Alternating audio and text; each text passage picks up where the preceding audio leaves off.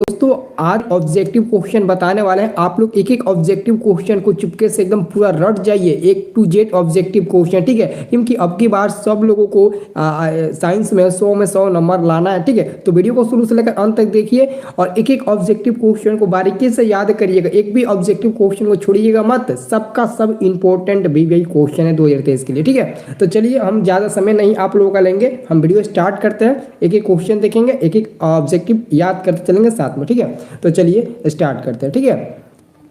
तो देखिए आप लोगों का पहला नंबर क्वेश्चन क्या है, ठीक है।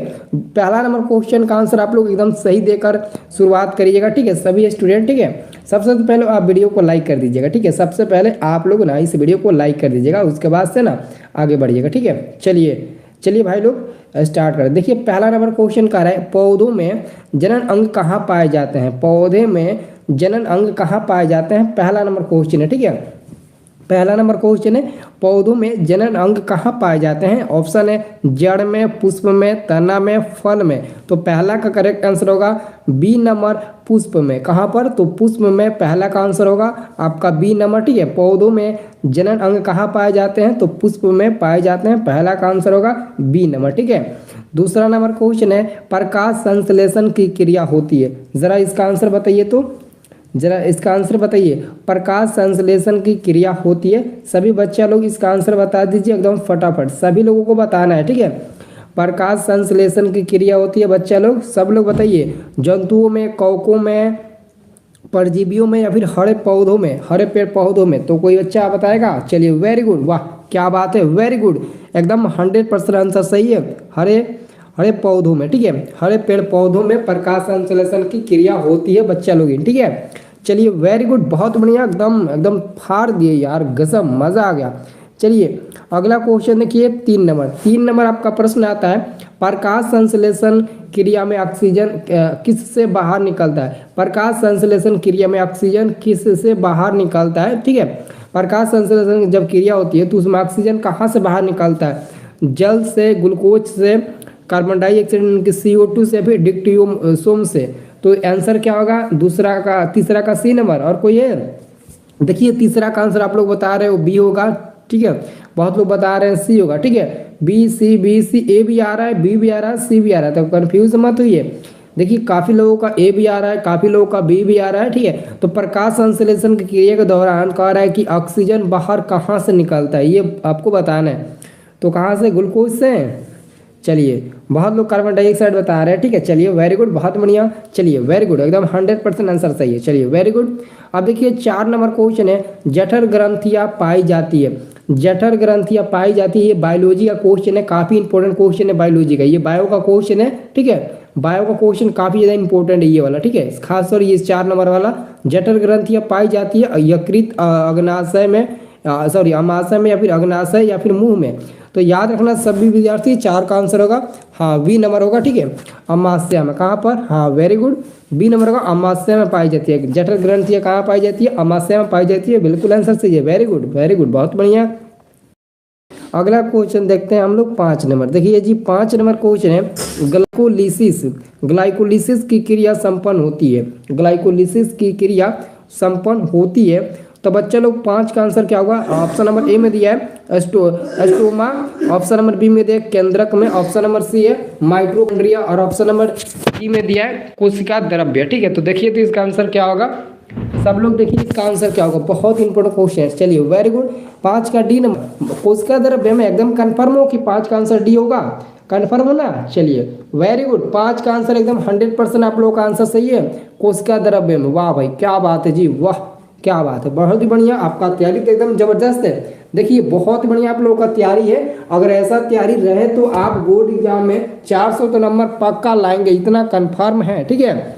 चलिए जी अगला क्वेश्चन देखते हैं 6 नंबर क्वेश्चन है आप लोगों का इथाइल अल्कोहल किस प्रकार के श्वसन से बनता है। इथाइल अल्कोहल किस प्रकार के श्वसन से बनता है, तो बच्चे लोग बताइए तो इथाइल अल्कोहल जो है वो किस प्रकार के श्वसन में बनता है, वायवीय, अवायवीय, ए और बी दोनों, या फिर इनमें से कोई नहीं। ऑलरेडी ये क्वेश्चन 2 नंबर के लिए एग्जाम में पूछा गया है, वायवीय और अवायवीय श्वसन में अंतर पूछा गया है 2 नंबर के लिए आपके बोर्ड एग्जाम में। और यहाँ पर ऑब्जेक्टिव में पूछा गया कि इथाइल अल्कोहल किस प्रकार के श्वसन से बनता है। तो छठा का आंसर एकदम कंफर्म हो। देखिए बहुत लोग बता रहे ए, बहुत लोग बता रहे बी, बहुत लोग सी भी पर टिक लगा रहे हैं, लेकिन इसका आंसर होगा अवायवीय श्वसन बनता है। कहाँ पर बनता है? अवायवीय श्वसन में। आप लोग याद रखना। चलिए वेरी गुड वेरी गुड, बहुत बढ़िया।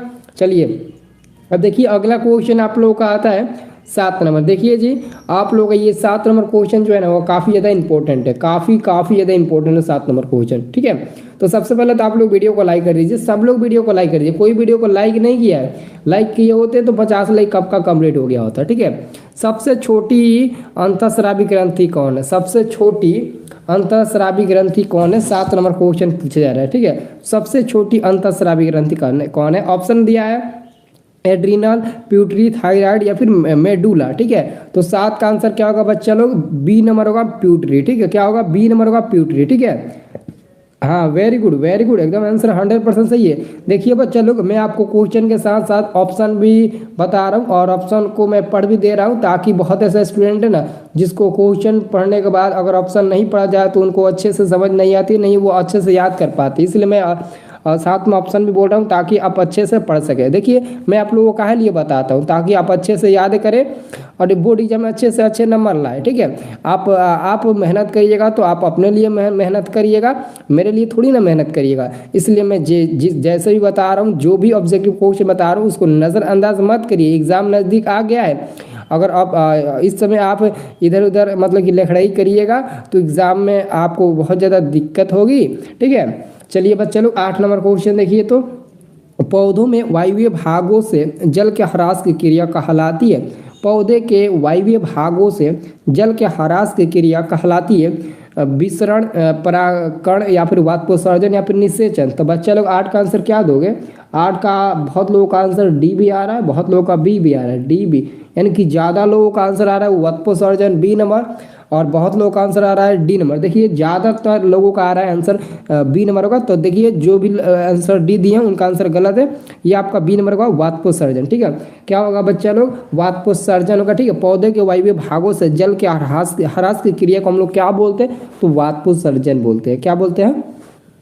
वाष्पोत्सर्जन बोलते हैं। ठीक है, चलिए अगला क्वेश्चन है आपका 9 नंबर। देखिए बच्चे लोग 9 नंबर क्वेश्चन है, घेंगा रोग पनपता है। ये जो घेंगा रोग होता है वो किसके कारण पनपता है? ऑलरेडी मैं ये क्वेश्चन उल्टा करके पूछा गया। देखिए ये क्वेश्चन अगर हम बताएंगे तो आप लोगों के लिए मूर्खता होगा। ठीक है, ये क्वेश्चन हम आपको एक बार नहीं बल्कि 1000 बार बताएं ये क्वेश्चन, इसलिए मैं आपको बताता हूँ। सबसे पहले आप इसका आंसर आप ही बता दीजिए, क्योंकि मेरे को बताना ना पड़े। चलिए देखिए अभी भी बहुत ऐसे स्टूडेंट है जो आंसर ए पर टिक लगाए हैं। 1-2 स्टूडेंट है, 9 का सी और 10 का बी। नहीं, चलिए आंसर होगा 10 का 9 का सिर्फ मतलब आयोडीन की कमी से। बच्चा लोग मैंने आप लोगों को बताया था ना कि आयोडीन की कमी से कौन सी बीमारी होती है? तो घेंगा अथवा ग्वाइटर।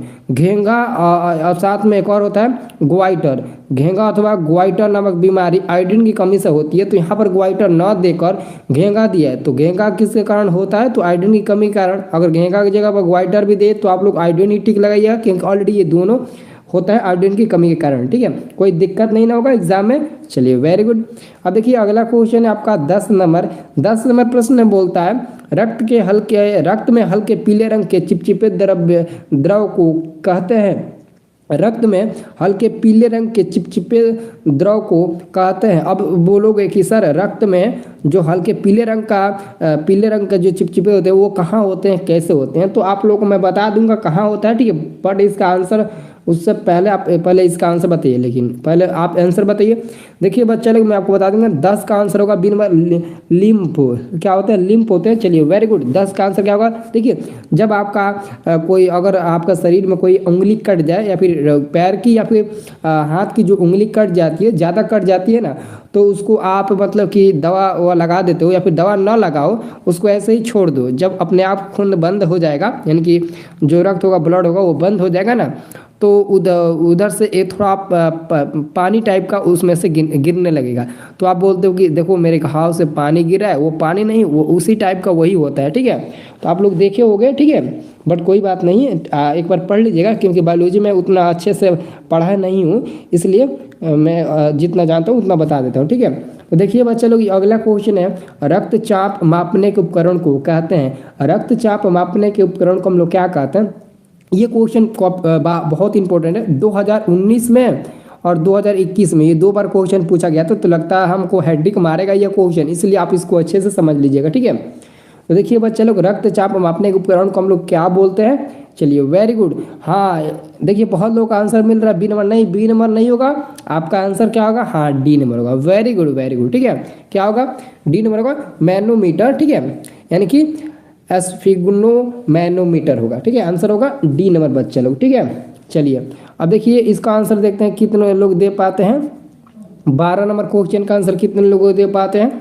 वातपसर्जन क्रिया पाई जाती है। देखते हैं कितने स्टूडेंट है जो 12 का आंसर दे पाते हैं सही सही। वातपसर्जन क्रिया होती है जंतुओं में, पौधों और जंतुओं दोनों में, या फिर इनमें से कोई नहीं। तो देखिए बच्चा लोग, इन 12 का आंसर होगा आपका बी नंबर, पौधों में सिर्फ होती है। वातपसर्जन क्रिया सिर्फ और सिर्फ पौधों में होती है। देखिए अभी आप गलती कर रहे हैं, आंसर दे रहे हैं आप सी नंबर, केवल केवल पौधों में होती है। अभी इस पर आधारित एक प्रश्न आया था ना, ठीक है। वातपसर्जन क्रिया कहाँ पाई जाती है? तो पौधों में पाई जाती है, ठीक है। अब देखिए इसका आंसर बताइए, तो निम्नलिखित में किसमें खुला परिसंचरण तंत्र पाया जाता है? इसका आंसर मैं नहीं बताऊंगा, आप लोगों को बताना है। ये जो 13 नंबर क्वेश्चन है इसका आंसर आप ही लोगों को बताना है। निम्नलिखित में किसमें खुला परिसंचरण तंत्र पाया जाता है? ऊंट में, घोड़ा में, तिलचट्टा में, फिर मानव में, ठीक है। तो बता दीजिए, 4 ऑप्शन मैंने आपको बता दिया। अगर कोई भी स्टूडेंट हमारे चैनल पर पहली बार क्लास कर रहे होंगे और मतलब उनको नहीं पता होगा कि सर कब ऐसे लाइव क्लास चलाते हैं, तो मैं बता देता हूँ, शाम 6:30 बजे से मैं डेली लाइव क्लास चलाता हूँ। पहले आप डिस्क्रिप्शन बॉक्स में व्हाट्सएप ग्रुप में जुड़ जाइए। व्हाट्सएप ग्रुप का लिंक मैं डिस्क्रिप्शन बॉक्स में दे दिया हूँ, अगर आप नए हैं तो, ठीक है। और चैनल को सब्सक्राइब ज़रूर करिएगा आप, ठीक है। आपको ऐसे ही मैं मेहनत कराते रहूँगा एग्ज़ाम तक, वादा किया हूँ तो वादा को मैं तोड़ूंगा नहीं। एग्ज़ाम तक आपको ऐसे ही बताते रहूँगा, बस आप थोड़ा सा सपोर्ट करते रहिए, ठीक है। चलिए बच्चा लोग, इसका आंसर होगा सी नंबर, तिलचट्टा। बहुत लोग आंसर बता रहे हैं बी नंबर, डी नंबर 13 का डी नंबर नहीं होगा ना। खुला परिसंचरण तंत्र किस में पाया जाता है? तिलचट्टा में पाया जाता है। आप लोग नहीं याद किए हो क्या? ये क्वेश्चन कई बार करा चुके हैं। तिलचट्टा में पाया जाता है। अब देखिए, अब बताइए तो रक्त क्या है? ब्लड क्या है? रक्त क्या है बताइए तो। इसका आंसर आप लोग बता सकते हो। मेरा पूरा वीडियो में देखा कितने कमेंट्स किए हैं और तुम कितने का जवाब दिए हो। नहीं लूसीफर जी, देखिए कमेंट से मतलब नहीं है, अगर आपको क्वेश्चन याद हो तो उसका आंसर दीजिए। अब 180 200 लड़के हैं, सबका एक एक करके नाम रखेंगे तो एक क्वेश्चन को करने में 10 मिनट का समय लग जाएगा। तो बताइए उतना क्वेश्चन कितना समय में होगा? और ना ही आपके पास समय है और ना ही मेरे पास। ऑलरेडी मेरे पास समय है, मैं करा दूंगा, लेकिन 10 ही क्वेश्चन को 2 घंटा लेकर रटने से क्या फ़ायदा है? कोई फ़ायदा नहीं ना है। तो आप कमेंट पर ध्यान मत दीजिए। अगर आपको याद है तो कमेंट, देखिए कमेंट का मतलब क्या होता है मैं आपको बता देता हूँ। अगर आपको क्वेश्चन याद है तो कमेंट कर रहे हैं तो आपका अनुभव हो रहा है, हाँ मैं इसका आंसर ये दे रहा हूँ, और वही अनुभव आपके एग्जाम में रहेगा तो एग्जाम में आप अच्छे नंबर लाइएगा। अभी आप ना कह रहे हैं कि हम एग्जाम में बैठेंगे तो हमको कुछ नहीं होगा, हम एग्जाम में अच्छे से कॉपी लिख देंगे, लेकिन जब आप एग्जामिनेशन हॉल में बैठिएगा ना तो आपका जो हाथ है ना वो कांपने लगेगा, आप अच्छे से लिख नहीं पाइएगा, क्योंकि आप पहली बार एग्जाम में बैठने जाएंगे। तो ये ऐसा होता है, बहुत लोगों के साथ होता है, इसलिए मैं बता देता हूँ कि अगर आपको याद है क्वेश्चन तो कमेंट करिए। कमेंट करने से क्या होगा? देखिए गलती से ही ना सुधार की जाती है। कोई भी इंसान पैदा लेता है तो पैदाइशी ही वो तेज रहता है? नहीं, पैदाइशी तेज नहीं रहता है, वो मेहनत करता है और मेहनत करने के बाद ही वो अच्छा कर पाता है। तो आप लोग भी वैसा करिए, ठीक है। तो देखिए इसका आंसर हो जाएगा बी नंबर, उत्तक होता है। क्या होता है? उत्तक, ठीक है। रक्त क्या है? तो रक्त एक उत्तक है। बहुत लोग सी बता रहे हैं, ठीक है। चलिए अगला क्वेश्चन हम लोग देखेंगे। अगला क्वेश्चन आप लोगों का है 15 नंबर। देखिए 15 नंबर आप लोगों का क्वेश्चन है, मूत्र का पीला रंग किस वर्ण के कारण होता है? मूत्र का पीला रंग किस वर्ण के कारण होता है? ज़्यादातर जब आपको बुखार होती है ना तो आप लोग कहते हो कि मतलब कि मेरा मूत्र मतलब कि किस कलर का, पीला रंग का आ रहा है। पीला मतलब कि आपको ज़्यादा तेज बुखार है, ऐसा मतलब कि हम लोग बचपन में बोलते थे, ठीक है। तो बचपन की बात मतलब कि याद रहती है, ठीक है। तो देखिए इसका आंसर होगा किसके कारण होती है? हाँ वेरी गुड, बहुत बढ़िया, एकदम 100% आंसर आपका सही है। सी नंबर है, यूक्रोम के द्वारा, ठीक है। यूक्रोम के द्वारा 100% आंसर सी नंबर वाला सही है, ठीक है। मूत्र का पीला रंग किस वर्ण के कारण होता है? तो यूरोक्रोम के द्वारा होता है। ये जो आपको सी नंबर में दिखाई दे रहा है ना, यही आपका आंसर होगा, ठीक है। देखिए बच्चे लोग 16 नंबर क्वेश्चन है, निम्नलिखित में कौन एक उभयलिंगी जंतु है? निम्नलिखित में कौन एक उभयलिंगी जंतु है? ऑप्शन सुनिए अच्छे से, हाथी, गाय, कुत्ता, केंचुआ। तो अब तो आप बता सकते हैं, ऑप्शन देख लिए, ऑप्शन सुन भी लिए तो बता सकते हैं निम्नलिखित में कौन उभयलिंगी जंतु है? हाथी, गाय, कुत्ता, केंचुआ। हाँ वेरी गुड, केंचुआ का। ठीक है, यही मेन मकसद है आप लोगों का कि क्वेश्चन मैं पढ़ रहा हूँ, आप सुनिए, ऑप्शन को भी सुनिए, उसके बाद से आंसर दीजिए। जल्दबाजी नहीं है, चाहे आप पहले कमेंट करो या फिर बाद में कमेंट करो, कोई जल्दबाजी नहीं है। ठीक है, चलिए अगला क्वेश्चन है बच्चा लोग 17 नंबर। यूरिया रक्त में कहाँ से प्रवेश करती है? यूरिया रक्त में कहाँ से प्रवेश करती है? देखिए बताइए, यूरिया रक्त में कहाँ प्रवेश करती है? रक्त में कहाँ से प्रवेश करती है? वृक्क से, फेफड़ा से, यकृत से, या फिर इनमें से कोई नहीं? ये जो यूरिया होती है वो हमारे रक्त में कहाँ से प्रवेश करती है, यानी कि कहाँ से अंदर चली जाती है, आप लोगों को बताना है। तो देखिए 17 का आंसर, हाँ वेरी गुड, देखिए बहुत लोग 17 का आंसर ए दे रहे हैं, वृक्क से, वृक्क से, वृक्क से। ठीक है, 17 का आंसर बहुत लोग ए दे रहे हैं, बहुत लोग बी भी दे रहे हैं। ठीक है, बहुत लोग सी भी दे रहे हैं। ठीक है, तो एक बार अच्छे से इस क्वेश्चन को कन्फर्म कर लीजिए सभी विद्यार्थी, जो तेज है वो जो कमजोर है। ठीक है, देखिए मेरा मानना है, ठीक है, यकृत, ठीक है, यूरिया रक्त में कहाँ से प्रवेश करती है? हाँ वेरी गुड, वेरी गुड। ठीक है, यकृत का एक और नाम होता है ना लीवर, यकृत का एक और नाम होता है लीवर। क्या होता है जी? लीवर होता है। यकृत का एक और नाम होता है लीवर, आप लोगों को याद होगा। ठीक है, चलिए अगला क्वेश्चन है आपका 18 नंबर। देखिए 18 नंबर क्वेश्चन कह रहा है ना, जैव आवर्धन प्रदर्शित करने वाला रसायन है, जैव आवर्धन प्रदर्शित करने वाला रसायन है CFC। CFC का मतलब क्या हुआ? क्लोरोफ्लोरोकार्बन। ठीक है, और DDT, ATP। ठीक है, और ऑप्शन नंबर डी में इनमें से कोई नहीं। तो बताइए तो जैव आवर्धन प्रदर्शित करने वाला रसायन कौन सा है? तो 18 का करेक्ट आंसर क्या हो जाएगा जी? हाँ बी नंबर का DDT होगा, ATP नहीं होगा ना, नहीं गलती हो जाएगा, ATP नहीं होगा, DDT होगा, ये वाला होगा बी नंबर वाला। ठीक है, बी नंबर वाला, ATP नहीं होगा। अरे 18 का आंसर सी नंबर टिक लगा रहे हो, नहीं सी नंबर नहीं ना हो जाइए। चलिए हमको पता है कि ATP तुम लोगों को ज़्यादा याद रहता है ना। चलिए देखिए बच्चे लोग अगला क्वेश्चन देखिए, अगला क्वेश्चन आप लोगों का 19 नंबर। निम्नलिखित में से कौन एक प्राथमिक उपभोक्ता है? निम्नलिखित में से कौन एक प्राथमिक उपभोक्ता है? देखिए क्वेश्चन को मत देखिए, 18 में डाउट है ना, डाउट है सर, आओ 18 में डाउट है, एक मिनट इस डाउट को देखते हैं। 18 नंबर आपका डाउट है, जैव आवर्धन प्रदर्शित करने वाला रसायन कौन है? CFC, DDT, ATP। ठीक है, डाउट है ना, इस क्वेश्चन को हम देख लेंगे। ठीक है, इस क्वेश्चन में डाउट है ना तो हम देख लेंगे। ठीक है, बहुत लोगों का बी आ रहा है। ठीक है, अक्सर देख लेंगे हम इस क्वेश्चन को। ठीक है, अब ये ना क्वेश्चन देखिए तो 19 नंबर क्वेश्चन क्या है? निम्नलिखित में से कौन एक प्राथमिक उपभोक्ता है? पहले आप क्वेश्चन को अच्छे से पढ़ लेंगे ना तो 100% श्योर आप इसका आंसर भी दे सकते हैं। कह रहा है कि प्राथमिक उपभोक्ता, निम्नलिखित में कौन प्राथमिक उपभोक्ता है पूछ रहा है तो शाकाहारी। ठीक है, शाकाहारी सबसे प्राथमिक उपभोक्ता माना जाता है, मांसाहारी, सर्वाहारी इसको नहीं माना जाता, बल्कि प्राथमिक उपभोक्ता शाकाहारी को ही हम लोग मानते हैं। ठीक है, चलिए देखिए मैं आप लोगों को बता देता हूँ, जो भी स्टूडेंट इस वीडियो को लाइक नहीं किए उनसे एक ही रिक्वेस्ट है कि अभी 200 स्टूडेंट हमारे साथ जुड़े हैं, अगर सभी स्टूडेंट वीडियो को एक लाइक कर देते तो ना ही कोई आपका कुछ जाएगा, नहीं मेरा कुछ जाएगा, बल्कि मैं आपको अच्छे से और पढ़ाऊँगा, एग्जाम तक मेहनत कराते रहूँगा, आप लोगों को वादा करते हैं। ठीक है, तो आप वीडियो को सब लोग लाइक कर दीजिए, तो एक लाइक कर दीजिए। ठीक है, एक लाइक कर दीजिए। चलिए अब इसका आंसर आप लोग बताइए। तो पहले आप लोगों से मैं पूछूंगा, देखिए 20 नंबर क्वेश्चन क्या है? 20 नंबर क्वेश्चन है, निम्नलिखित में कौन एक भूमिगत जल का उदाहरण है? निम्नलिखित में कौन एक भूमिगत जल का उदाहरण है? पहले के ज़माने में का ये क्वेश्चन है, सॉरी पहले के ज़माने का यह क्वेश्चन है, समझ लीजिए। ठीक है, तो देखिए जो 20 नंबर क्वेश्चन है ना, इसका आंसर होगा कुआं होगा। ठीक है, निम्नलिखित में कौन एक भूमिगत जल का उदाहरण है? कुआं। पहले के ज़माने में कुएं से ही हम लोग सब काम करते थे, पानी पीना, मतलब जो भी काम करते थे कुएं की मदद से ही करते थे। उस समय ये नल वगैरह, कल वगैरह थोड़ी ना था, उस समय कुआं ही था, कुआं के ही प्रयोग से हम लोग हर काम करते थे। अगला क्वेश्चन है 21 यानी कि 21 नंबर, प्राकृतिक चुनाव द्वारा जीवों का विकास कहलाता है? प्राकृतिक चुनाव द्वारा जीवों का विकास कहलाता है। तो 21 का आंसर आप लोग क्या देना चाहेंगे? सबको बताइए तो। मेंडलवाद, लामार्कवाद, या फिर सूक्ष्म विकास, या फिर डार्विनवाद? हाँ डार्विनवाद, बिल्कुल बिल्कुल, आंसर क्या होगा? सी नंबर का डार्विनवाद कहलाता है। और एक और क्वेश्चन आप लोग याद रखिएगा, ये क्वेश्चन हिंदी में पूछा जाता है, जो भी विद्यार्थी हिंदी से हैं, ठीक है, उनको हिंदी में ये क्वेश्चन पूछा जाता है। प्राकृतिक, ये जो आपको आप दिख रहा है ना आपको, प्राकृतिक पूछता है कि निम्नलिखित में कौन शुद्ध शब्द है? तो प्राकृतिक वाला शुद्ध शब्द पूछा जाता है, प्रकृति, और एक प्रवृत्ति पूछा जाता है, प्रवृत्ति, ठीक है, प्रवृत्ति भी पूछा जाता है और साथ में प्राकृतिक और साथ में एक प्रकृति भी पूछा जाता है, प्रकृति। तो इन तीनों को याद रखिएगा, ये तीनों क्वेश्चन बार बार एग्जाम में शुद्ध शब्द के लिए पूछा जाता है, ठीक है।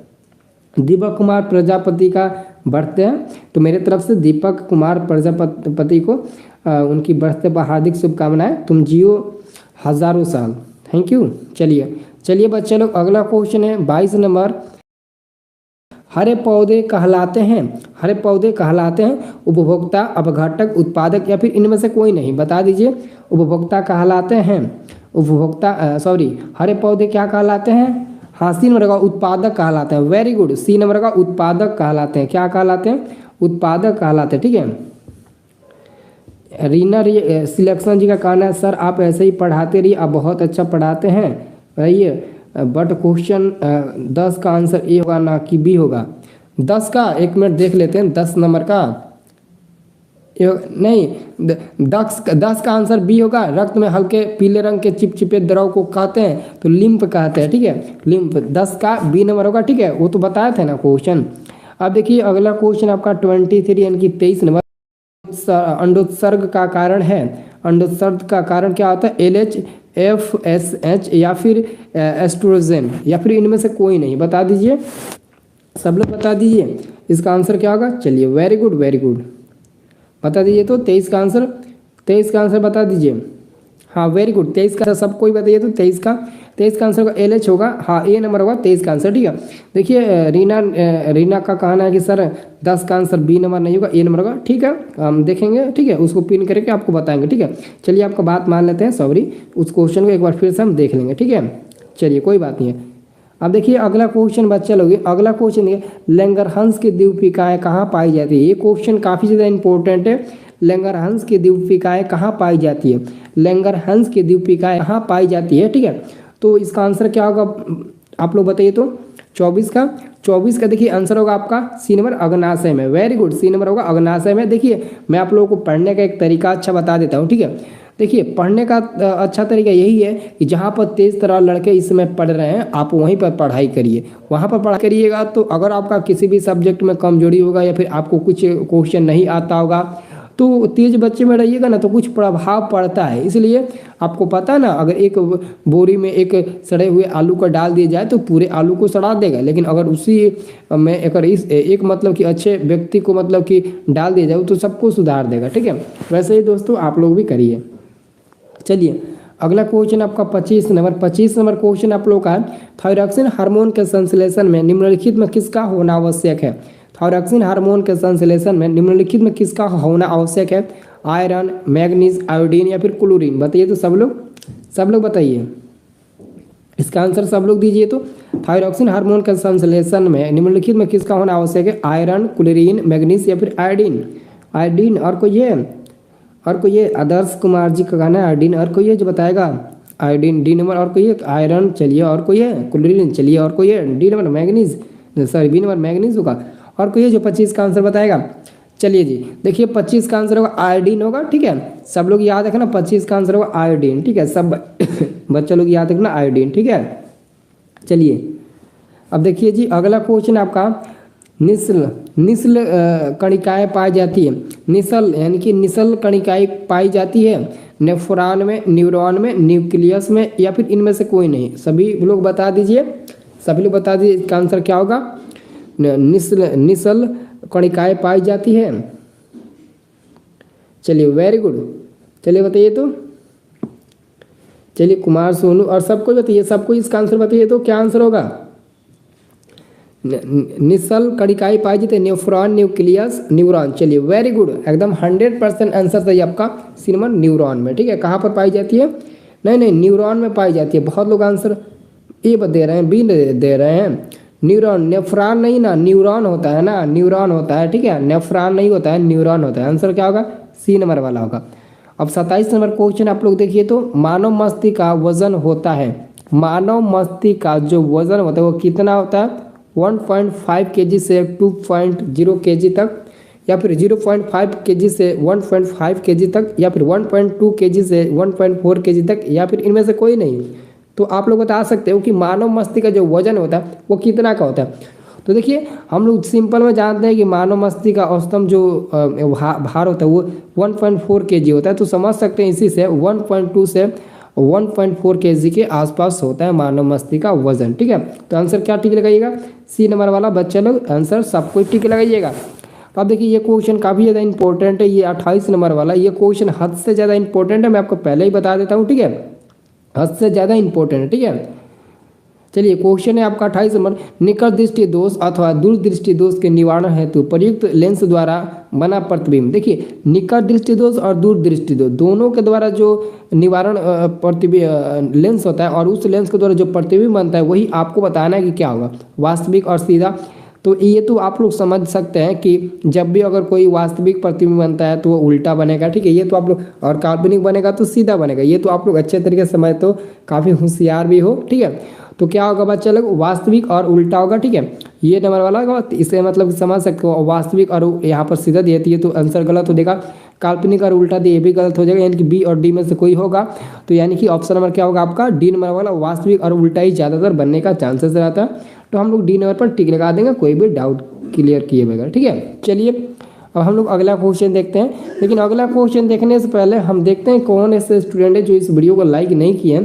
प्लीज़ आप लोग ना, आपसे रिक्वेस्ट है कि आप इस वीडियो को एक लाइक ज़रूर करिए। अगर एक लाइक करिएगा तो एक लाइक से ही मैं काफ़ी ज़्यादा मोटिवेट होऊंगा, और जैसे मैं मोटिवेट होऊंगा तो आपको भी मोटिवेट करूंगा, और आपको ऐसा मोटिवेट करूंगा कि आप एग्ज़ाम तक कसम खा लीजिएगा कि एग्ज़ाम तक हमको पढ़ना है तो पढ़ना है अच्छे से, और अच्छे से आपको पढ़ना भी है, क्योंकि एग्ज़ाम तक अगर अभी से आप अच्छे से नहीं पढ़ते हैं तो बहुत ज़्यादा दिक्कत होगी। ठीक है, चलिए बच्चा लोग अगला क्वेश्चन है 29 नंबर। देखिए मैं आप ही लोगों के लिए ना बोलता हूँ, मैं अपने खुद के लिए थोड़ी ना बोलता हूँ, मैं ऑलरेडी आपके लिए बोलता है तो अलग बात है, लेकिन मैं आप ही लोगों के लिए बोलता हूँ तो बहुत लोगों को बुरा लगता है, बहुत लोगों को अच्छा लगता है। तो ऐसे में बहुत लोगों को बुरा लगेगा, क्योंकि अच्छा जो व्यक्ति अच्छा बात बोलता है ना तो किसी को बुरा लगता ही है। ठीक है, अच्छा बात बोलो तो बुरा लगता है, बुरा बात बोलो तो उनको अच्छा लगता है, वेरी वेरी अच्छा लगता है। ठीक है, तो देखिए बच्चे लोग 29 नंबर क्वेश्चन है आपका, साइड मिरर के रूप में निम्नलिखित में कौन प्रयुक्त होता है। यानी कि जब आप लोग बाइक वगैरह चलाते हो तो आपके साइड के रूप में कौन सा दर्पण उपयुक्त होता है, यानी कि साइड लेते समय, यानी कि साइड के लिए कौन सा दर्पण उपयुक्त होता है। जो भी मतलब कि आप लोग चला रहे हो गाड़ी या फिर बाइक वगैरह कुछ भी चला रहे हो, ठीक है, तो वहाँ पर क्या होगा, उत्तल दर्पण होगा। चलिए वेरी गुड, चलिए हमको पता है कि सबका आंसर तो आप लोग आसानी से दे सकते हो। चलिए आंसर होगा आपका ए नंबर, क्या होगा, उत्तल दर्पण, आंसर होगा ए नंबर। अब अगला क्वेश्चन है आप लोगों का 30 नंबर। 30 नंबर क्वेश्चन, अवतल लेंस द्वारा प्राप्त प्रतिबिंब होता है। तो अवतल लेंस के द्वारा प्राप्त प्रतिबिंब क्या होता है। सबसे पहले आप लोगों को देखना है कि अवतल लेंस में काल्पनिक होता है या फिर वास्तविक होता है। तो अवतल लेंस में अगर ये समझ गए कि काल्पनिक प्रतिबिंब बनता है या फिर वास्तविक बनता है तो आप आसानी से बता सकते हैं। लेकिन अगर जब आपको यही नहीं पता होगा तो आप क्या बताएंगे। देखिए अवतल लेंस में ना वास्तविक और काल्पनिक दोनों प्रकार के प्रतिबिंब बनते हैं। वास्तविक और काल्पनिक दोनों प्रकार के प्रतिबिंब बनते हैं। जब वास्तविक काल्पनिक दोनों बनेंगे तो आभासी भी होगा और क्या होगा, सीधा भी होगा और छोटा भी। सॉरी एक मिनट हम गलती कर दिए। ठीक है, एक मिनट क्वेश्चन कर रहा है कि अवतल लेंस द्वारा प्रतिबिंब बनता है। तो अवतल लेंस के द्वारा प्रतिबिंब बनेगा तो काल्पनिक बनेगा। काल्पनिक का मतलब हुआ आभासी। ठीक है, आभासी बनेगा तो सीधा भी बनेगा और उसमें छोटा भी बनता है। ठीक है, तो इसलिए इसका आंसर होगा बच्चे लोग डी नंबर, इनमें से सभी। ठीक है, गलती से बी हो गया, चलिए कोई बात नहीं, आंसर होगा डी नंबर। हमसे भी थोड़ा गलती हो गया बट इसका आंसर क्या होगा आप लोग देख लीजिए, डी नंबर होगा। आभासी, आभासी का मतलब क्या हुआ, काल्पनिक। तो क्या होगा, काल्पनिक और सीधा। तो काल्पनिक और सीधा एक साथ ही ना होगा और साथ में छोटा भी होगा। तो अवतल लेंस के द्वारा जो प्रतिबिंब बनता है वो काल्पनिक, सीधा तथा वस्तु से छोटा बनता है। ऐसे में याद रखिए। ठीक है, चलिए अगला क्वेश्चन देखिए। अगला क्वेश्चन क्या है, अगला क्वेश्चन आपका 31 नंबर। 31 नंबर क्वेश्चन देखिए, तो 31 नंबर क्वेश्चन इंपॉर्टेंट है, सब लोग 31 नंबर क्वेश्चन में ध्यान दीजिए। देखिए बहुत लोग बता रहे हैं 27 का आंसर गलत है। अरे पागल, मानव मस्तिष्क का जो औसतन भार होता है, जो वेट होता है वो 1.4 kg होता है। कौन कह रहा है गलत है 27 का। ऊर्जा का सही मात्रा बताइए। चलिए छोड़िए, ऊर्जा का सही मात्रा क्या होता है, सभी लोग बताइए, फटाफट कमेंट करिए। ऊर्जा का सही मात्रा जूल होता है, जूल पर सेकेंड, जूल पर सेकेंड स्क्वायर, यानी कोई नहीं फिर जूल। चलिए वेरी गुड, क्या होगा, और कोई है जो इसका आंसर बताएगा। चलिए नहीं बताएगा, आंसर हम ए नंबर पर टिक लगा देते हैं। अब देखिए अगला क्वेश्चन है 27 का डी होगा। सर 27 का आप गलत बताए थे, 27 का डी होगा। अबे पागल, 27 का डी कैसे होगा? 27 का डी कैसे होगा? इनमें से कोई नहीं दिया है ना, तो तुम समझ रहे हो कि 1.4 kg होता है तो वही होगा? नहीं, अरे बेवकूफ़ पागल, क्वेश्चन कहता है कभी कभी कि मानव मस्तिष्क का औसतन भार जो होता है वो लगभग पूछता है, तो मानव मस्तिष्क का औसतन भार लगभग 1.4 kg के बराबर कहता है, लगभग कहता है। लेकिन यहाँ पर तो क्वेश्चन को पूछा है कि मानव मस्तिष्क का वजन होता है, यहाँ पर लगभग तो नहीं कह रहा है, तो क्या होगा 1.2 से 1.4। ठीक है, देखिए उम्र के हिसाब से होता है, इसलिए 1.2 से 1.4 कहा गया है। पागल, कहाँ से तुम देखे हो? चलिए 1.5 kg होता है सर मस्ती। अरे यार 1.5 kg, मतलब कि खूब मजाक कर रहे हो यार तुम लोग भी। देखिए अगला क्वेश्चन है आपका 32 नंबर क्वेश्चन है, आकाश का नीला रंग होना किस परिघटना का परिणाम है? आकाश का रंग नीला क्यों दिखाई देता है? किसके कारण आकाश का रंग नीला दिखाई देता है, पहले बता दीजिए। तो 32 का आंसर बताइए सभी लोग। 32 का प्रकाश के प्रकिरण के कारण, प्रकाश के प्रकिरण के कारण ही आकाश का जो रंग होता है वो नीला दिखाई देता है। जो भी स्टूडेंट इस चैनल पर पहली बार क्लास कर रहे होंगे वो मतलब कि डिस्क्रिप्शन बॉक्स में जाकर व्हाट्सएप ग्रुप में जुड़ जाएंगे। व्हाट्सएप ग्रुप में जुड़ना आप लोगों के बेहद ही ज़्यादा ज़रूरी है। व्हाट्सएप ग्रुप में अगर नहीं जुड़ेंगे ना तो आपको कैसे पता चलेगा कि सर का क्लास कब से चलता है, सर कैसे हेल्प करेंगे तो हमको पता चलेगा। तो व्हाट्सएप ग्रुप आप लोग ज्वाइन कर लीजिएगा। डिस्क्रिप्शन बॉक्स में आप लोग जाकर देखिए, डिस्क्रिप्शन बॉक्स में लिंक है व्हाट्सएप ग्रुप का। ठीक है, चलिए अगला क्वेश्चन है, सामान्य नेत्र के लिए स्पष्ट दृष्टि की न्यूनतम दूरी। सामान्य नेत्र के लिए स्पष्ट दृष्टि की न्यूनतम दूरी। अब इसका आंसर गलत मत बता दीजिए, नहीं तो इसमें भी कंफ्यूज आप कर देंगे यार। आप लोगों के कमेंट से हम भी कंफ्यूज हो जाते हैं। एक दो स्टूडेंट है जो एक ही क्वेश्चन को बार बार रट रहे हैं कि ये होगा वो होगा।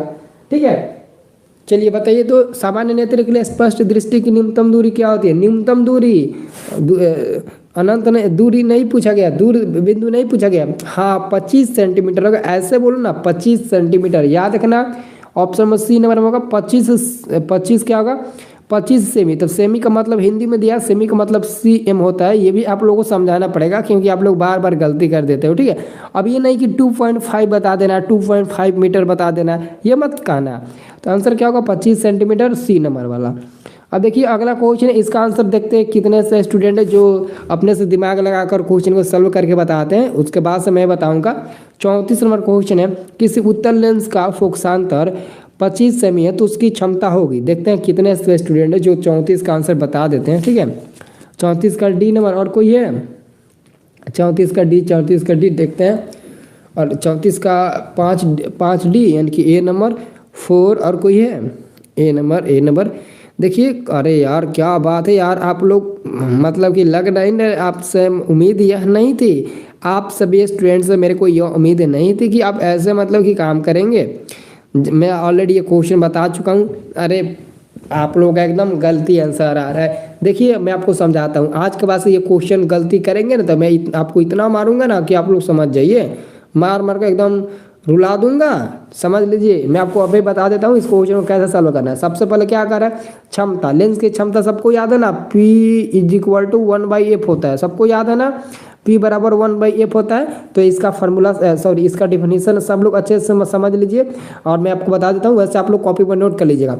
लेंस की क्षमता किसे कहते हैं, तो आप लोग लिखिएगा, लेंस के फोकस दूरी के व्युत्क्रम को लेंस की क्षमता कहते हैं। लेंस का सही मात्रा डायोप्टर होता है जिसे हम लोग कैपिटल डी से सूचित करते हैं। लेंस की क्षमता P = 1/f होता है।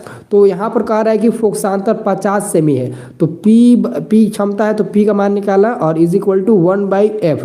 तो f का मान कितना 50 सेमी, कितना दिया है 50 सेमी में दिया है। और ऑलरेडी ये जो P कहता है ना, क्षमता कहता है ना, मैं मीटर में रहूँगा, तो आप यहाँ से आप अगर 100 से गुणा कर देंगे तो ये आपका मीटर में चेंज हो जाएगा, मीटर में चेंज हो जाएगा। तो यहाँ से 50 दूनी 100 दो बार में कटेगा, तो P = 2 डायोप्टर मिलेगा। P = क्या मिलेगा 2 डायोप्टर मिलेगा।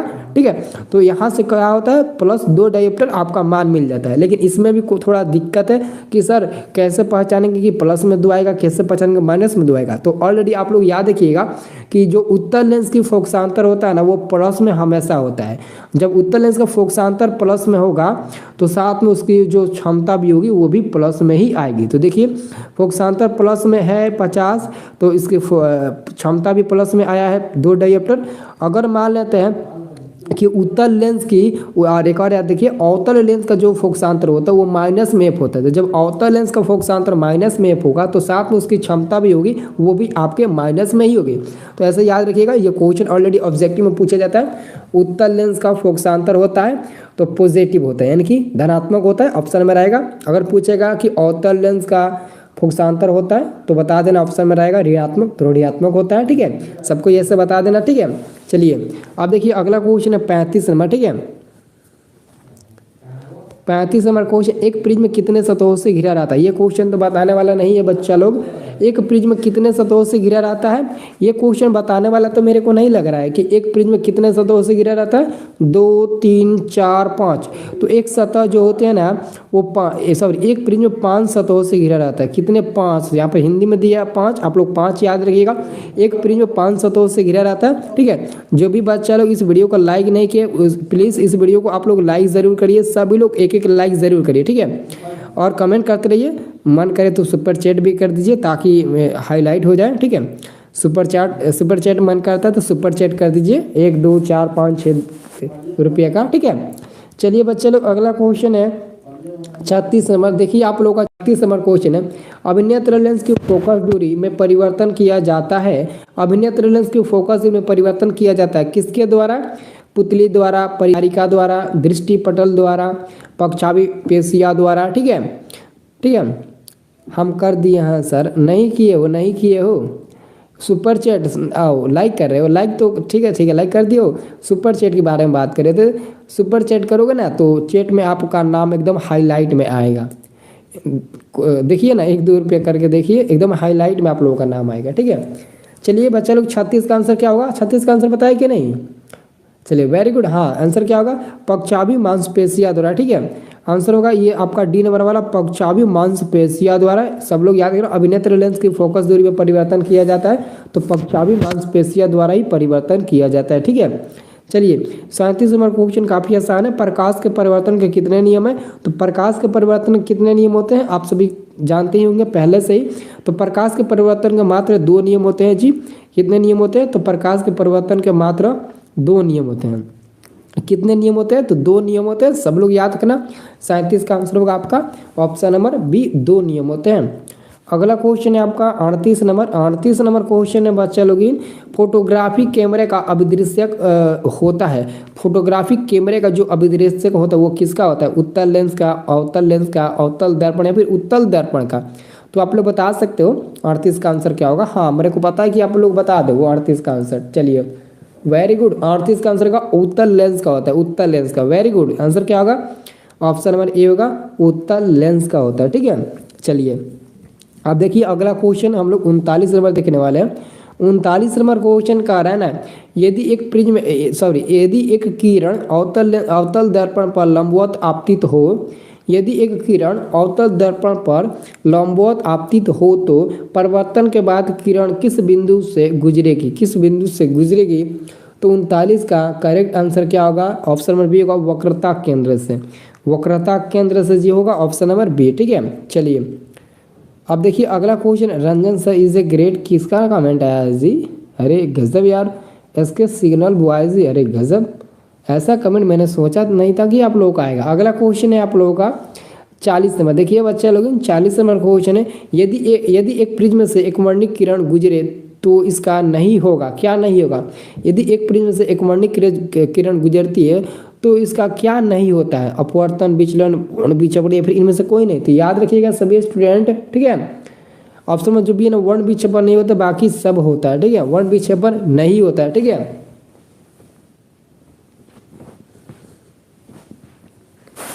चलिए अगला क्वेश्चन है 41 नंबर। 41 नंबर क्वेश्चन है जी आप लोगों का, पवन विद्युत जनित्र में कुंडली को घुमाने का काम मूलतः करती है। ये क्वेश्चन काफ़ी ज़्यादा इंपॉर्टेंट है। पवन विद्युत जनित्र में कुंडली को घुमाने का काम मूलतः करती है उच्च रक्तदाब की हवा स्थिर हवा, गतिमान हवा या फिर इनमें से कोई नहीं? सभी स्टूडेंट फटाफट बताइए तो। पवन विद्युत जनित्र में कुंडली को घुमाने का काम मूलतः कौन करती है? तो 41 का आंसर होगा सी नंबर, गतिमान हवा करती है, गतिमान हवा करती है। चलिए वेरी गुड। देखिए देखिए अगर आप लोगों को ज़िंदगी में कुछ करना है तो जिद्दी बनना, ठीक है। अगर आपको ज़िंदगी में सच में कुछ करना है तो आप जिद्दी बनना सीखिए, क्योंकि जिद्दी बन जाइएगा तो आप समझ लो आप अपनी मंजिल को प्राप्त कर सकते हैं, ठीक है। देखिए मेरे को पता है कि इसमें से कोई भी ऐसा स्टूडेंट नहीं होगा जिसका सपना नहीं होगा। इसमें से ज़्यादातर 70 से 80% ऐसे स्टूडेंट होंगे जिनका सपना है इंडियन आर्मी। बोलिए तो ये बात सच है कि नहीं? यस या नो बोलिए तो।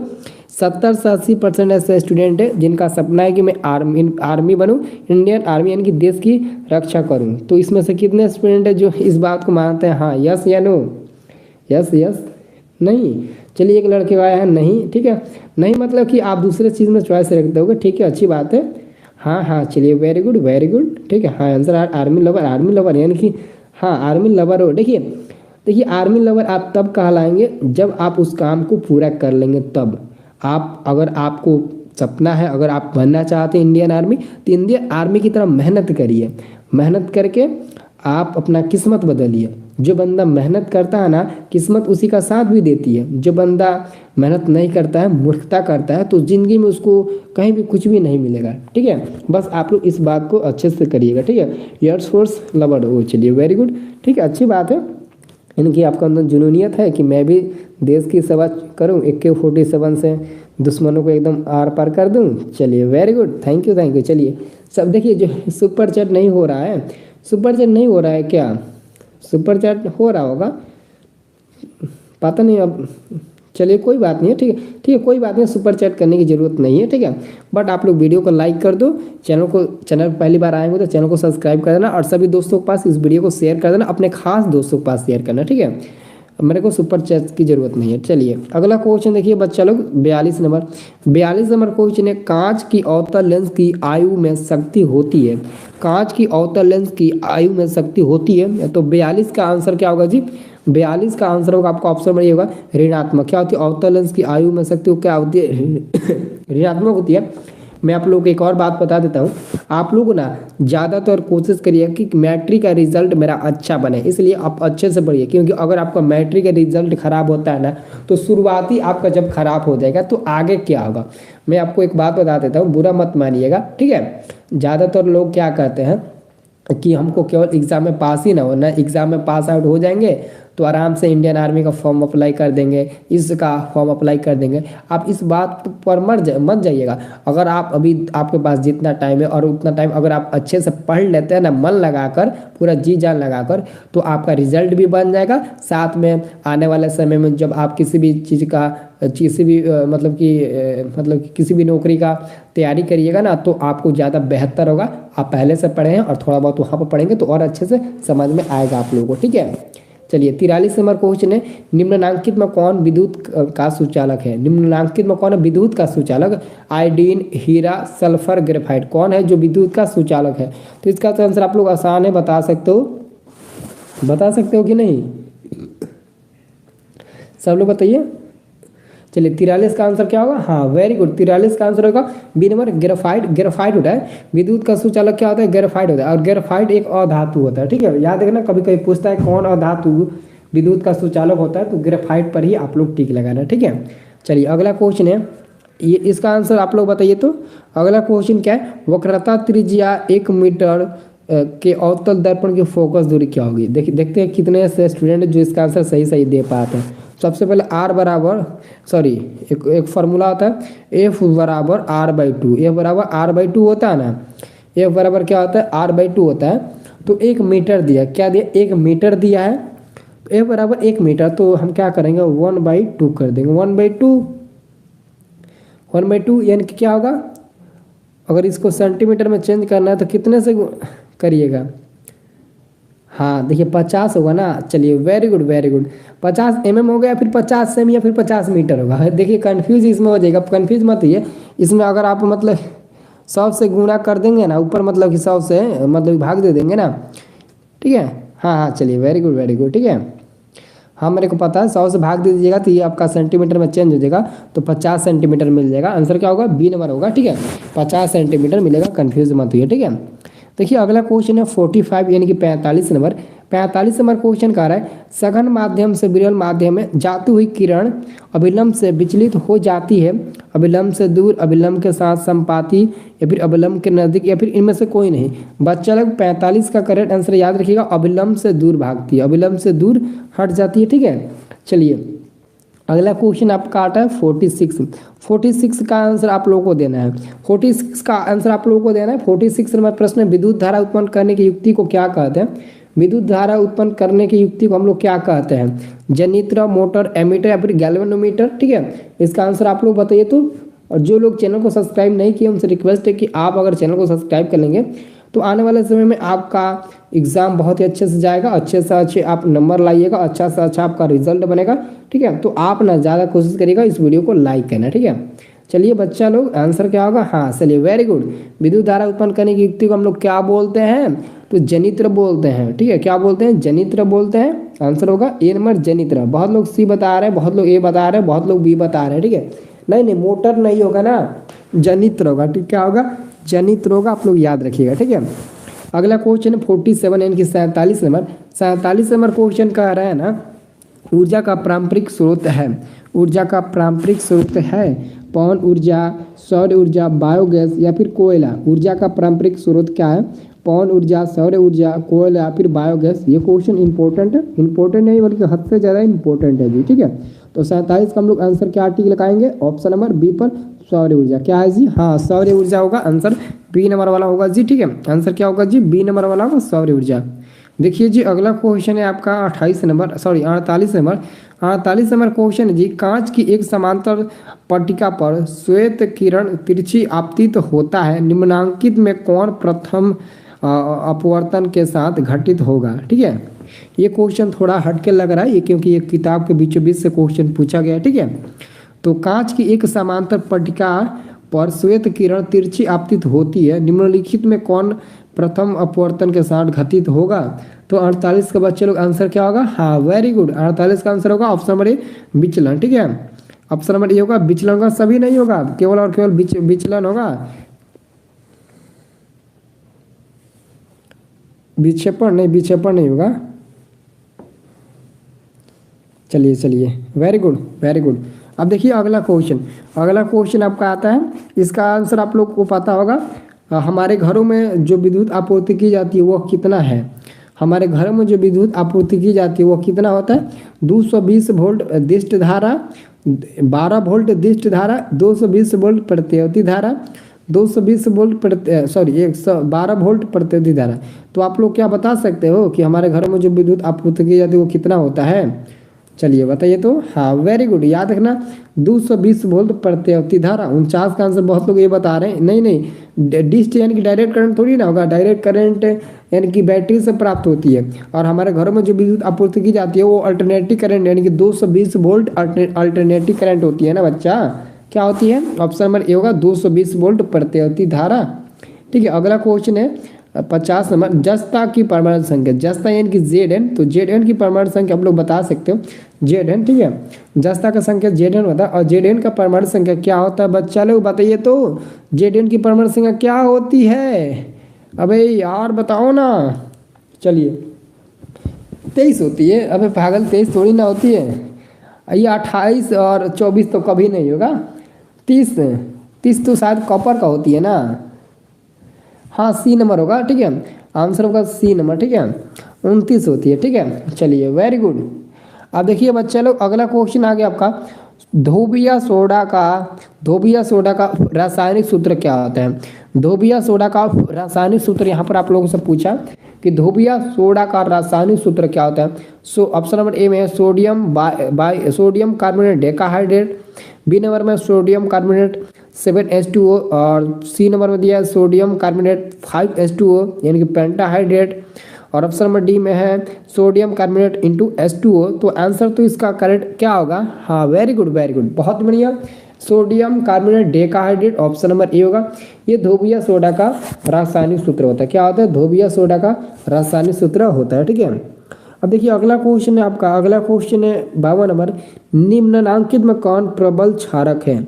निम्नलिखित में कौन प्रबल क्षारक है? मैग्नीशियम हाइड्रोक्साइड या फिर सोडियम हाइड्रोक्साइड या फिर ऑप्शन नंबर डी में कॉपर हाइड्रोक्साइड दिया है और ऑप्शन नंबर बी में दिया NH4OH दिया है, ठीक है, अमोनिया हाइड्रोक्साइड, ठीक है। तो आंसर आप लोग क्या दीजिएगा बच्चे लोग बताइए, तो फटाफट बताइए। 52 का आंसर, 52 का आंसर क्या होगा? सोडियम हाइड्रोक्साइड प्रबल क्षारक है, ठीक है। आंसर क्या होगा जी? सी नंबर का सोडियम NaOH। चलिए मिस्टर शाहिद YT, चलिए वेरी गुड। अब देखिए अगला क्वेश्चन आपका आ रहा है 53 नंबर, इसका आंसर काफी आसान है, आप बता सकते हो। हेमाटाइट निम्नलिखित में किस धातु का अयस्क है? हेमाटाइट निम्नलिखित में किस धातु का अयस्क है? Zn यानी कि जिंक, यानी कि जिसको हम लोग जस्ता बोलते हैं, कॉपर, ठीक है, ऑप्शन नंबर सी में दिया है, लोहा दिया है और ऑप्शन नंबर डी में दिया AU, ठीक है। तो किसका होता है हेमाटाइट? किसका? अरे यार एल्युमिनियम धातु का होता है, ठीक है। नहीं सॉरी एल्युमिनियम तो वो तो हो जाएगा, हेमाटाइट नहीं होता है, ठीक है। क्या होगा बच्चा लोग? लोहा धातु का होता है, यानी कि Fe होगा। हेमाटाइट किस धातु का अयस्क होता है? तो लोहा धातु का। हेमाटाइट मैग्नेटाइट दो होता है, ठीक है, हेमाटाइट और मैग्नेटाइट दो होता है, ठीक है, याद रखना आप लोग, हेमाटाइट और मैग्नेटाइट दो होता है, ठीक है, सब लोग याद रखना। चलिए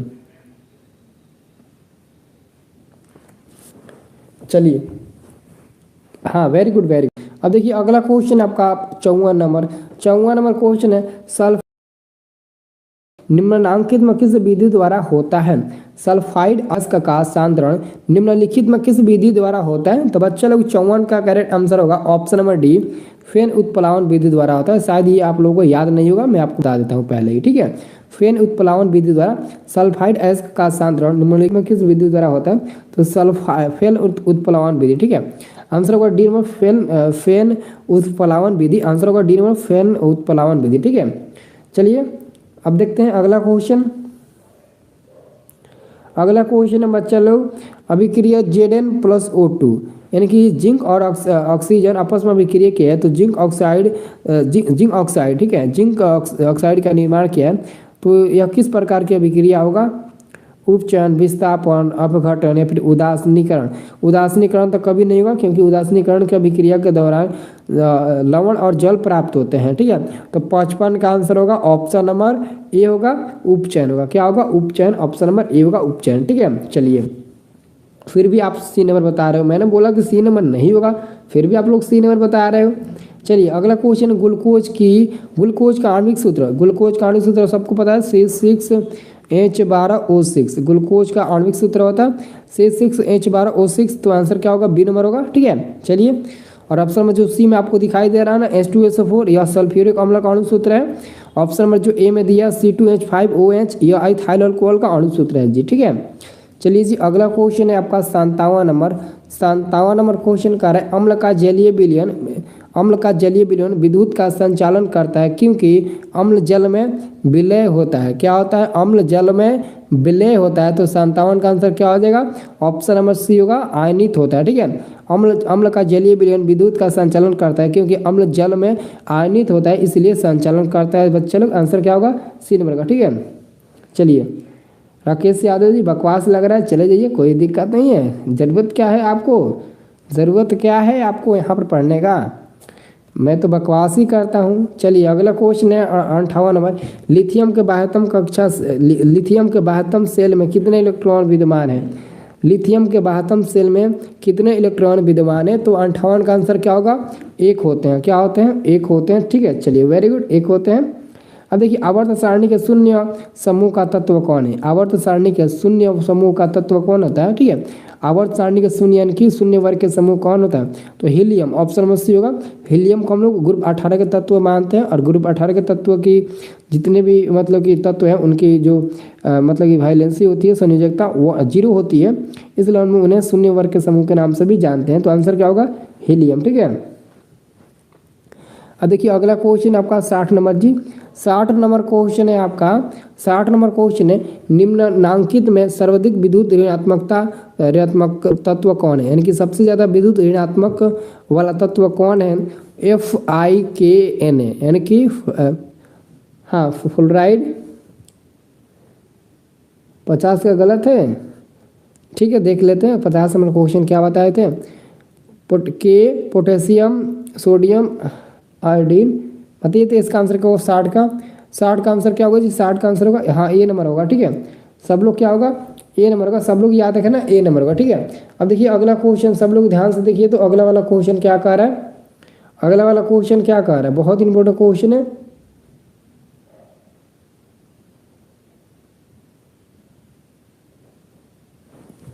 अगला क्वेश्चन कह रहा है आपका, जल के विद्युत अपघटन में कैथोड पर कौन सी गैस मुक्त होती है? जल के वैद्युत अपघटन में कैथोड पर कौन सी गैस मुक्त होती है? ठीक है, देखिए एक लड़का कह रहा है, देखिए देख लेते हैं 30 नंबर क्वेश्चन क्या बताए थे। हमको लग रहा है 30 नंबर क्वेश्चन बताए थे जिंक की परमाणु संख्या। तो जिंक की परमाणु संख्या 30 होती है, बताए नहीं थे? जिंक की परमाणु संख्या 30 होती है, यही क्वेश्चन था ना। 50 नंबर में यही क्वेश्चन था ना कि जिंक की परमाणु संख्या क्या दिया है। तो मैंने आपको बोला था 23 24 नहीं होगा, 29 30 दिया है। उसमें क्या बताए थे? 29 बताए थे क्या?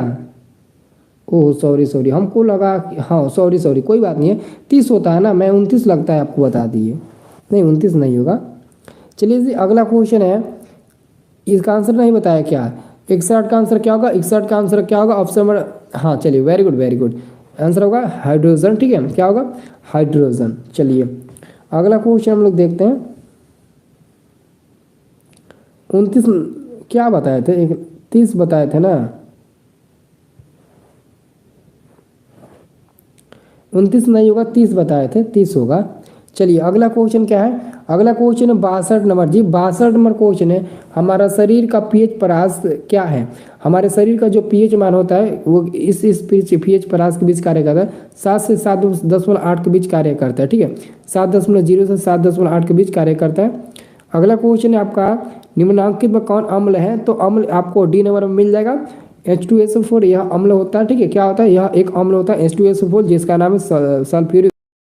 अगला क्वेश्चन है बच्चा लोग आपका, अगला क्वेश्चन है 64 नंबर, निम्नलिखित में कौन संश्लेषित सूचक है? निम्नलिखित में कौन संश्लेषित सूचक है? ठीक है, तो आंसर क्या दीजिएगा? सर 50 नंबर का गलत है। 50 नंबर क्वेश्चन था जिंक की परमाणु संख्या यानी जस्ता की परमाणु संख्या 30 होती है, Zn की परमाणु संख्या 30 होती है, यही होगा। गलत है तो छोड़ दीजिए। ठीक है, बकवास मत करिए, बार बार एक ही क्वेश्चन को लेकर डिस्टर्ब कर रहे हो। ठीक है, तो 64 का आंसर क्या होगा जी? 64 का होगा आपका सी नंबर, मिथाइल ऑरेंज होगा। ठीक है, संश्लेषित सूचक क्या होगा? मिथाइल ऑरेंज होगा।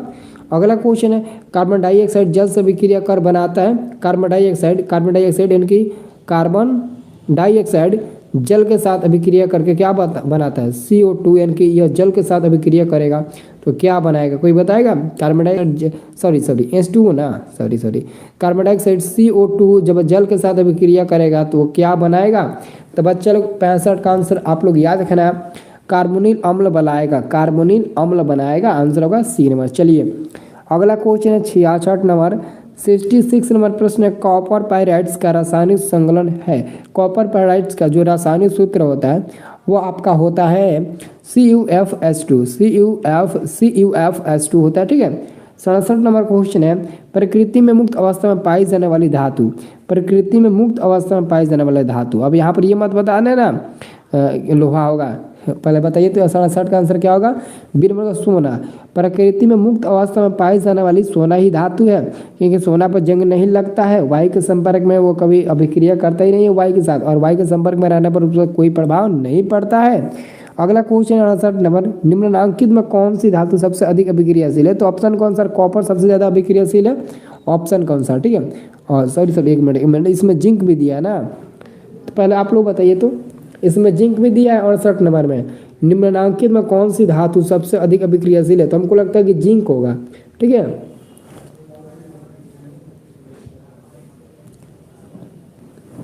क्वेश्चन 10 एक मिनट में, ठीक है देख लेते हैं क्वेश्चन 10।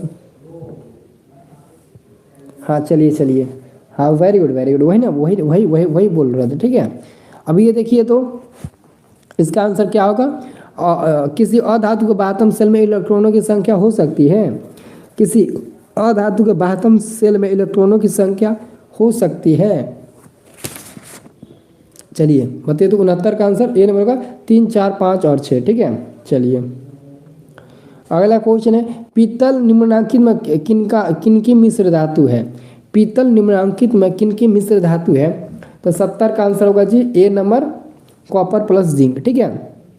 ए नंबर का Cu प्लस Zn, ठीक है। चलिए अगला क्वेश्चन 71 नंबर, निम्नलिखित में कौन समयावी है? निम्नलिखित में कौन समयावी है? समयावी आपको पता होगा, ठीक है। तो 71 का आंसर होगा option number C, ethyl alcohol और डाइमिथाइल ईथर, ये सब क्या है? समयावी है, ठीक है। अगला क्वेश्चन देखिए, अगला क्वेश्चन आपका 73 number, CH3 single bond O single bond C2H5 का यूपीएक प्रणाली के अनुसार नाम क्या है? इसका यूपीएक नाम आपको बताना है। तो 72 का आंसर होगा option number D, ethyl methyl ether. Ethyl methyl ether, इसको इथाइल पढ़ेंगे, इधर से नाम देंगे इथाइल मिथाइल ईथर, ठीक है।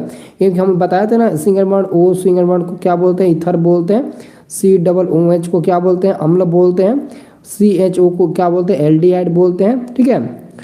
चलिए अगला क्वेश्चन आपका 73 नंबर, लोहे की अभिक्रिया से भाप कराने पर लोहे का कौन सा ऑक्साइड बनता है? तो यहाँ पर 33 यानी कि 73 का आंसर होगा ए नंबर, Fe3O4 बनता है, ठीक है। अगला क्वेश्चन है आपका 74 नंबर, एक तत्व की परमाणु संख्या 16 है। एक तत्व की परमाणु संख्या 16 है। आवर्त सारणी में इस तत्व की वर्ग संख्या क्या है? एक तत्व जिसकी परमाणु संख्या 16 है, तो आवर्त सारणी में वो कहाँ पर रहेगा? किस वर्ग में रहेगा? तो यहाँ पर आपको बताना है। 74 का आंसर तो हो जाएगा सी नंबर, 16 में रहेगा। चलिए वेरी गुड। अब देखिए अगला क्वेश्चन 75 नंबर, निम्नलिखित में से कौन सी धातु तनु सल्फ्यूरिक अम्ल के साथ अभिक्रिया नहीं करती? यानी कि कौन सा ऐसा धातु है जो H2SO4 के साथ अभिक्रिया नहीं करती है? बताइए तो कौन सी ऐसी धातु है? धातु का नाम पूछा है, सबसे पहले तो धातु कह दिया, ठीक है। तो याद रखना बच्चे लोग, कॉपर जो है वो सल्फ्यूरिक अम्ल के साथ कभी अभिक्रिया नहीं करती है, ठीक है। शिवम गेमिंग का कहना सर 50 गलत है, क्वेश्चन नंबर 50। अरे पागल, 50 नंबर क्या बताए थे? वही बोल रहे हैं ना, तुम सब पागल हो। जस्ता की परमाणु संख्या मैंने पूछा तो मैंने आपको बताया नहीं 30 होता है, 30। जस्ता की परमाणु संख्या 30 होता है, शायद नहीं, बल्कि होता है, ठीक है। चलिए अगला क्वेश्चन क्या है? 76 नंबर क्वेश्चन, एक मिश्र धातु में 90% कॉपर और 10% टीन है, तो इस मिश्र धातु का नाम है। तो इस मिश्र धातु का नाम क्या होगा? बी नंबर का ब्रोंज होगा, ठीक है। बी नंबर का ब्रोंज, ठीक है। अब देखिए अगला क्वेश्चन है, जिंक सोडियम हाइड्रोक्साइड के साथ प्रक्रिया कर बनाता है। तो यहाँ पर 77 का आंसर हो जाएगा जी, ए नंबर, H2 गैस बाहर निकलता है। और अगला क्वेश्चन 78 नंबर, निम्नलिखित में कौन सी धातु वायु में उच्च ताप पर गर्म किए जाने पर ऑक्सीजन संयुक्त नहीं करता है? तो आपको पता होगा ना, लोहा, सॉरी लोहा नहीं होगा, ठीक है। आपको पता है ना? हाँ वेरी गुड, ठीक है, चलिए कोई बात नहीं है, ठीक है। ए जी, ठीक है, सबको पता है, सोना। चलिए अगला क्वेश्चन है, अयस्क में उपस्थित अपद्रव्य को क्या बोलते हैं? तो गैंग बोलते हैं। यानी कि अयस्क में उपस्थित अशुद्धियों को हम लोग क्या बोलते हैं? गैंग बोलते हैं। नहीं सर, आप 29 बताए थे। ओ गलती से बता दिए होंगे 29, मैं ये नहीं बोल रहा हूँ कि 29 होगा, गलती से कहीं बता दिए होंगे, ठीक है। और अगला क्वेश्चन है 80 नंबर, जो अंतिम क्वेश्चन है, निम्नलिखित में किस गुण के कारण धातुओं के तार बनाए जाते हैं? किस गुण के कारण धातुओं के तार बनाए जाते हैं? देखिए तन्यता, आघातवर्धकता। तो याद रखना आप लोग, तन्यता कारण निम्नलिखित में किस गुण के कारण धातुओं के तार बनाए जाते हैं? तो तन्यता यानी कि ज़्यादा तनता है, जिसके कारण मतलब उसके तार बनाए जाते हैं, ठीक है।